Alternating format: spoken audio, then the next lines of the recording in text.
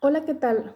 Mi nombre es Scarlett García Rubio y en este video vamos a estar hablando acerca de las modalidades de las obligaciones. Para empezar, por obligaciones se conocen a los vínculos jurídicos que establecen una relación entre dos personas, en la que una parte, que es conocida como el acreedor, puede exigir a la otra, a la que se le conoce como el deudor, que realice una acción o no la realice. El deudor debe de responder por el cumplimiento de la obligación con su patrimonio. De igual manera, considero que es importante saber qué son las modalidades. Pues bien, las modalidades se conocen como el modo de ser o de manifestarse alguna cosa. Estas pueden manifestarse de diferentes formas, como por ejemplo simples o complejas, de dar, de hacer, de no hacer, lícitas o ilícitas. Por otro lado, ¿qué son las modalidades complejas? Pues bien, estas se conocen como el vínculo jurídico en el que el poder se manifiesta en la facultad de exigir y el deber de cumplir la prestación. Hay modalidades que afectan el vínculo jurídico, como por ejemplo lo son el término, plazo y condición. Por término se conoce que es la eficacia de la obligación que está sujeta a lo que se le conoce como término o plazo, si de él o de sus efectos o de su extinción depende la llegada de un acontecimiento futuro. Así también plazo se conoce porque puede ser convencional, legal o judicial. Es convencional el que se fija por voluntad de las partes. Es legal el término establecido por el legislador, es decir, aparece determinado en la norma jurídica de observancia general. Y por último, el judicial tiene su origen en un acto de la autoridad jurisdiccional.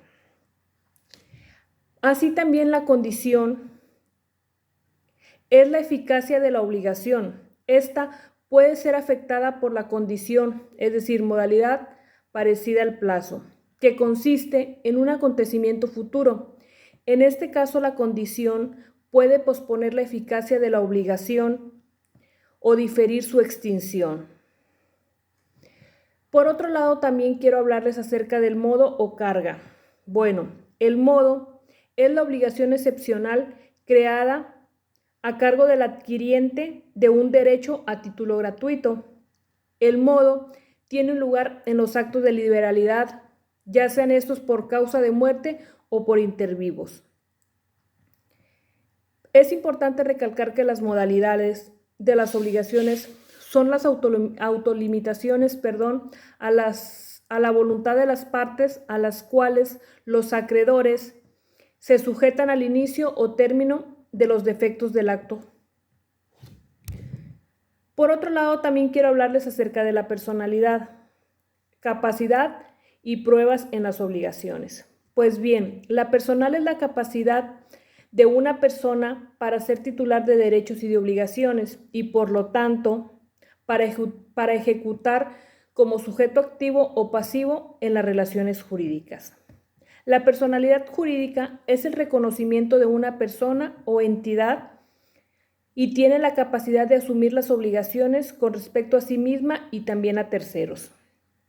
Todas las personas físicas tienen personalidad jurídica. Esto es algo que por lo regular ya lo hemos visto a lo largo de las personas que estudian la carrera de Derecho, así como las personas que son responsables en una empresa.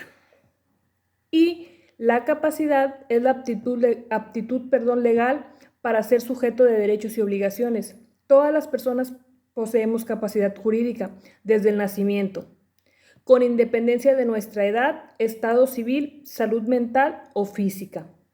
Por ejemplo, un ejemplo es, un recién nacido puede ser titular de una cuenta bancaria porque tiene capacidad jurídica. Otros ejemplos son que tienes derecho a votar o a tener una cuenta en el banco, tienes obligaciones como cuidar de tus hijas y hijos y también tener tu propia casa, pagarla y firmar el contrato con tu nombre. Esos son algunos de los ejemplos. Las pruebas de las obligaciones son los medios utilizados para demostrar la existencia y el contenido de una obligación. Estas pruebas son necesarias para resolver las disputas legales y determinar los derechos y responsabilidades de las partes que se encuentran involucradas. Bien, existen diferentes tipos de pruebas que pueden utilizar en el contexto de las obligaciones. Algunos de los ejemplos más comunes son documentos. ¿Qué son los documentos? Los documentos son escritos como contratos, facturas, recibos, correos electrónicos y estos pueden servir como pruebas de una obligación. Estos documentos pueden demostrar la existencia de un acuerdo y los términos y las condiciones que se hayan acordado. Por otro lado, los testimonios son otro tipo de pruebas. Los testimonios de testigos presenciales pueden ser utilizados como pruebas en casos de obligaciones. Estos testimonios pueden respaldar o contradecir las afirmaciones de las partes involucradas y ayudar a establecer los hechos relevantes. Y por último, existen también pruebas periciales y documentales. Las periciales en algunos casos se pueden requerir de la opinión de expertos en un campo específico para ayudar a determinar la existencia o el alcance de una obligación. Estos expertos pueden proporcionar informes o testimonios en su experiencia y conocimientos especializados. Y en sí también las pruebas documentales, además de los documentos escritos, otras pruebas documentales como fotografías, videos, registros contables pueden ser utilizadas para respaldar una reclamación o refutar una afirmación. En este caso serían las pruebas dentro de las obligaciones. Por mi parte sería todo en este video. Espero les sirva de algo y muchísimas gracias.